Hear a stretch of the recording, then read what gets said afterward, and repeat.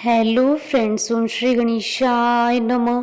ओम नमः शिवाय। आप सभी का स्वागत है आपके अपने यूट्यूब चैनल पर। फ्रेंड्स, आज हम आपको इस वीडियो में बताने जा रहे हैं अश्विन मास की कृष्ण पक्ष की कालाष्टमी का शुभ मुहूर्त, निशिता काल, पूजन का समय, व्रत कथा, पूजा विधि और कालाष्टमी के दिन शत्रु बाधा से मुक्ति के लिए क्या चीजें दान करें। इन सब बातों की जानकारी हम आपको इस वीडियो में देने वाले हैं। फ्रेंड्स, वीडियो शुरू करने से पहले आपसे रिक्वेस्ट है, अगर आप हमारे चैनल पर नए हैं और आपने अभी तक चैनल को सब्सक्राइब नहीं किया है तो प्लीज सब्सक्राइब कीजिएगा चैनल को, साथ ही प्रेस कीजिएगा बेल आइकन को, जिससे नए वीडियो से रिलेटेड नोटिफिकेशन आपको तुरंत प्राप्त हो सके।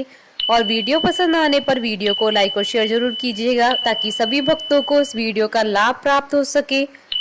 और कमेंट बॉक्स में ओम श्री गणेशाय नमः जरूर लिखिएगा। हर मास की कृष्ण पक्ष की अष्टमी तिथि को कालाष्टमी का व्रत किया जाता है। शिव पुराण के अनुसार भगवान शिव के अंश से ही काल भैरव की उत्पत्ति हुई थी, इसलिए अष्टमी तिथि को ही आने वाली कालाष्टमी को काल भैरव अष्टमी या भैरवा अष्टमी के नाम से जाना जाता है। मान्यता है कि इस दिन व्रत रखने से भगवान शिव जल्द प्रसन्न होकर आशीर्वाद देते हैं और अमोघ फल की प्राप्ति होती है। मान्यता है कि कालाष्टमी के दिन भैरव बाबा पापियों को दंड देते हैं, इसलिए इसे भैरव बाबा की दंडा पानी भी कहा जाता है। काल भैरव की सवारी श्वान अर्थात कुत्ता है, इसलिए इस दिन कुत्ते को दूध पिलाना चाहिए, इससे भगवान प्रसन्न होते हैं। वर्तमान में भैरव की उपासना बटुक भैरव और काल भैरव के रूप में प्रचलित है, लेकिन तंत्र साधना में भैरव के 8 स्वरूपों के बारे में बताया गया है। ये रूप है भीषण भैरव, चंद्र भैरव, क्रोध भैरव, रुद्र भैरव, असितांग भैरव, संहार भैरव, कपाली भैरव, उन्मत्त भैरव। इस दिन काल भैरव की पूजा करने से जीवन की समस्त बाधाएं दूर हो जाती है और काल के भय भी खत्म हो जाते हैं।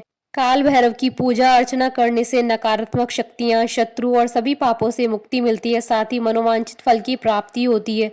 अगर कोई ग्रह अशुभ प्रभाव दे रहा है तो काल भैरव का व्रत करने से क्रूर ग्रहों का प्रभाव भी खत्म हो जाता है और शुभ फल देना शुरू कर देते हैं। इनकी पूजा पाठ से किसी भी प्रकार का जादू टोना खत्म हो जाता है, भूत प्रेत से मुक्ति मिलती है और भय आदि भी खत्म हो जाते हैं।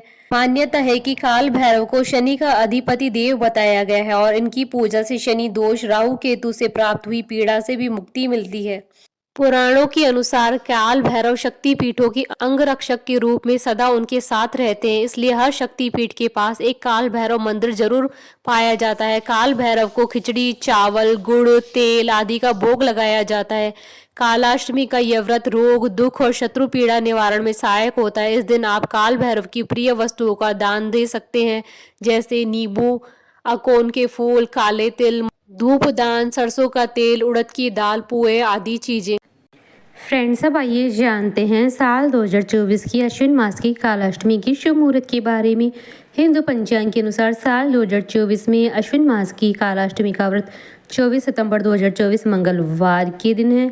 अश्विन कृष्ण अष्टमी तिथि प्रारंभ होगी 24 सितंबर 2024 को दोपहर 12:38 पर और अश्विन कृष्ण अष्टमी तिथि का समापन होगा 25 सितंबर 2024 को दोपहर 12:10 पर।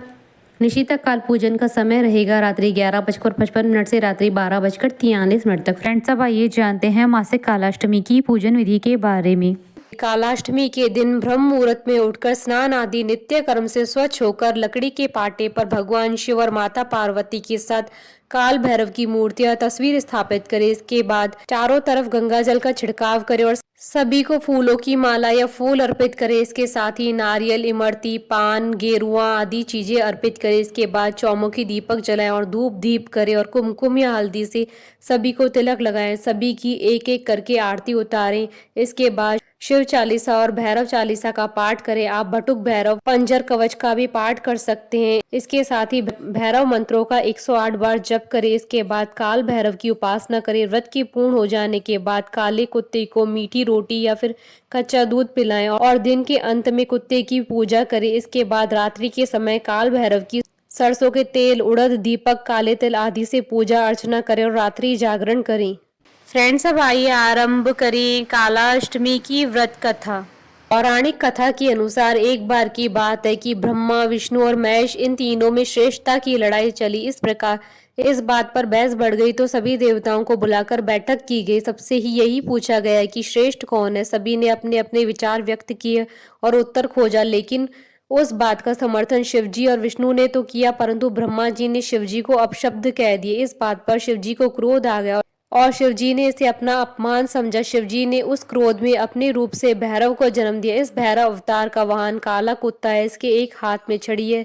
इस अवतार को महाकालेश्वर के नाम से भी जाना जाता है, इसलिए इन्हें दंडाधिपति कहा गया है। शिवजी की इस रूप को देखकर सभी देवता घबरा गए। भैरव ने क्रोध में ब्रह्मा जी के 5 मुखों में से एक मुख को काट दिया। तब से ब्रह्मा जी के पास 4 ही मुख हैं।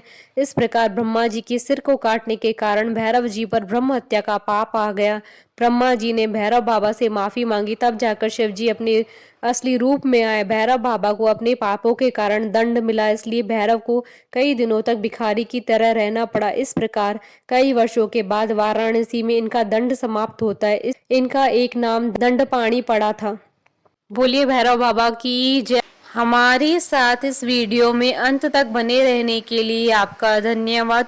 ओम श्री गणेशाय नमः। ओम नमः शिवाय।